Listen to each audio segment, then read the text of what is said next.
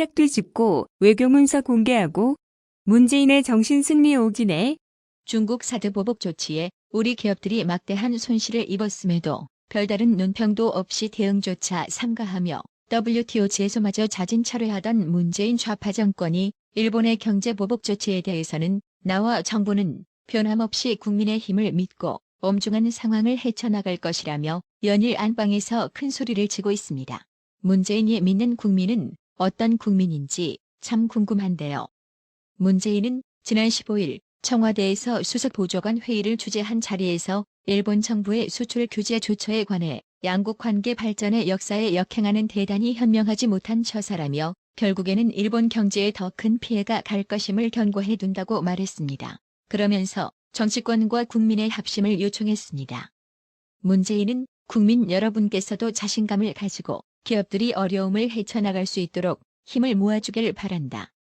저와 정부는 변함없이 국민의 힘을 믿고 엄중한 상황을 헤쳐나갈 것이라고 했습니다. 이어 국회와 정치권의 초당적 협력도 당부드린다. 지금의 경제 상황을 엄중히 본다면 그럴수록 협력을 서둘러 주실 것을 간곡하게 당부드린다고 주속한 추경 통과를 부탁했습니다. 그렇다면 문 대통령의 일본 경제에 더 큰 피해 경고 제목의 기사에 달린 온라인 누리꾼들의 반응은 어떤지 한번 살펴볼까요?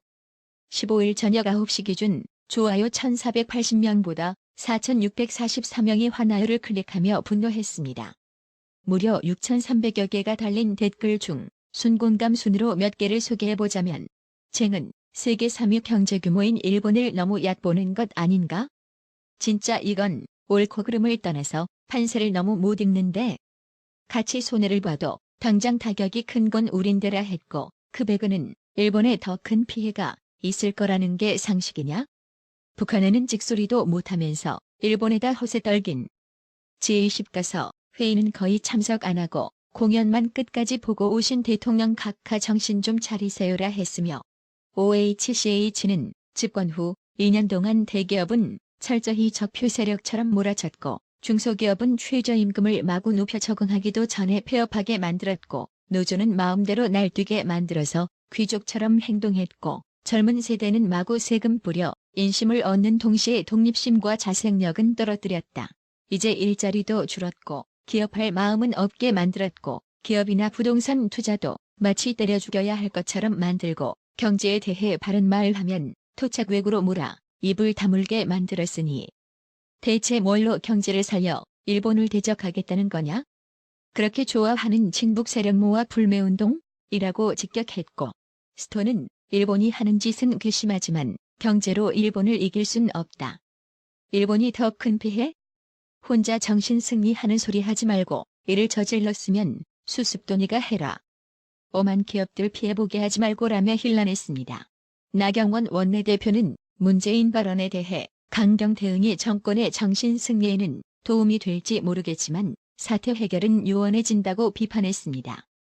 그러면서 거친 설전과 치열한 다툼은 외교라인과 각 부처에 맡기고 대통령은 차분함을 유지하는 게 바람직하다며 정치적, 외교적 해법을 마련하고 협상력을 가져가기 위해 대통령은 발언을 자제해야 한다고 촉구했습니다. 이어 나경원 원내대표는 이 사건은 결국 외교 문제의 사법화가 낳은 비극부터 시작했기 때문에 다시 외교로 돌아가야 한다고 덧붙였습니다. 정용기 정책위 의장은 한 걸음 더 나아가 현실적인 힘의 차이를 인정하지 않고 힘도 없으면서 자존심과 왕실 체면만 내세웠던 조선의 무능한 임금들이 떠오른다며 문재인을 강도 높게 비판했습니다. 정용기 정책위 의장은 싸움에 나선 장수처럼 독전하는 그 순간적인 감정의 카타르시스는 있을 수 있지만 이 문제를 푸는데 전혀 도움이 안 된다며 문 대통령은 소위 사이다 발언을 쏟아내지만 예결위에 참석한 경제부총리는 감정 대응은 한일 양국에 도움이 안 된다고 했다. 국민이 누구의 말을 들어야 하는지 한심한 정부라고 힐난하기도 했습니다.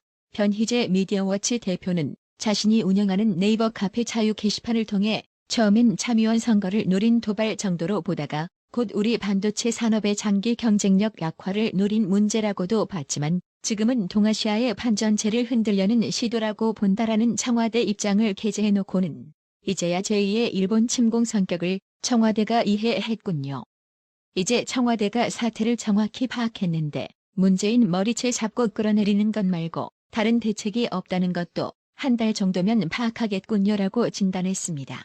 일본 요미우리 온라인 판도 문 대통령 결국 일본 경제에 더 큰 피해라는 제목하에 헤드라인 소식으로 보도했습니다. 추가 보복 조치를 준비 중인 일본이 이번에는 어떤 카드를 내놓을지 진심 걱정이 마구잡이로 됩니다. 문재인이 국민과 기업이 힘을 모아주길 바란다고 부탁했지만 문재인 좌파 정권 탄생 1등 공신격인 민노총은 전혀 그럴 생각이 없나 봅니다. 하는 행동도 문재인 정권의 외교 협약을 뒤집어버리는 거랑 거의 똑같습니다. 전국민주노동조합 종연맹이 내년도 최저임금 결정에 반발해 사회적 대화기구인 최저임금위원회 위원 사퇴를 선언하고 대정부 투쟁을 예고했습니다. 이순신 장군은 12척의 배로 나라를 구했다는 문재인 대통령, 동학농민운동 때 죽창가를 불렀다고 소개한 조국 민정수석, 의병을 일으킬 사안이다라고 말한 최재성 더불어민주당 의원.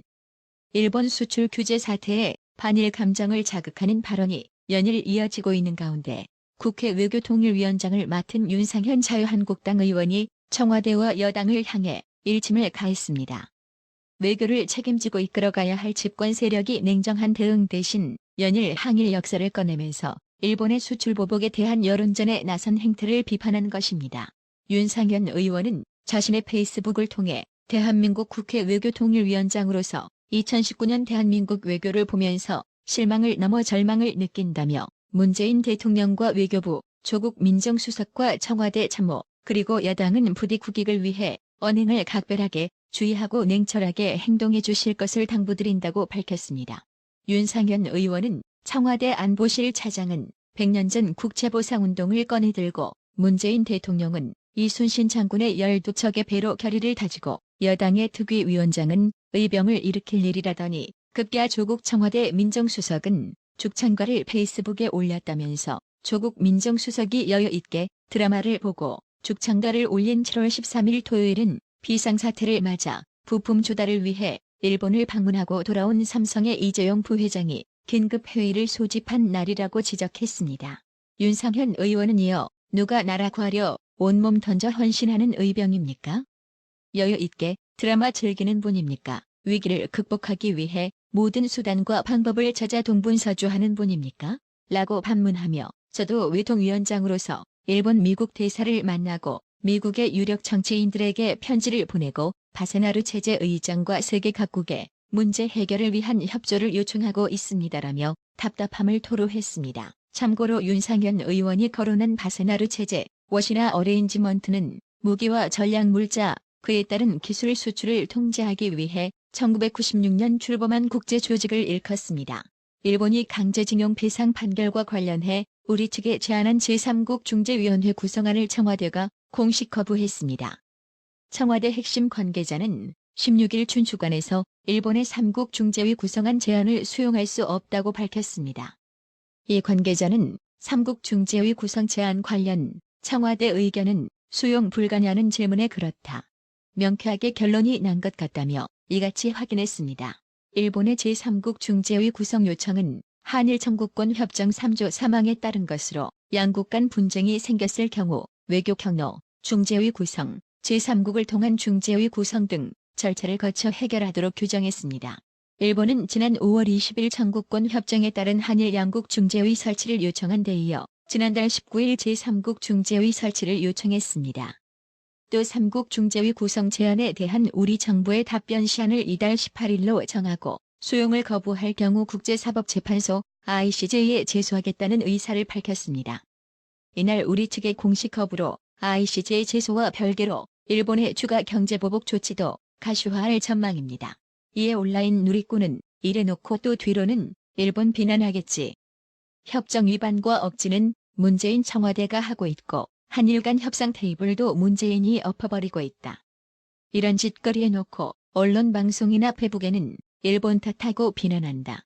한국 경제 파멸, 제2의 IMF, 베네수엘라 전철받기 감수하면서 작정하고 한일 관계 파탄내고 있는 것으로 보인다.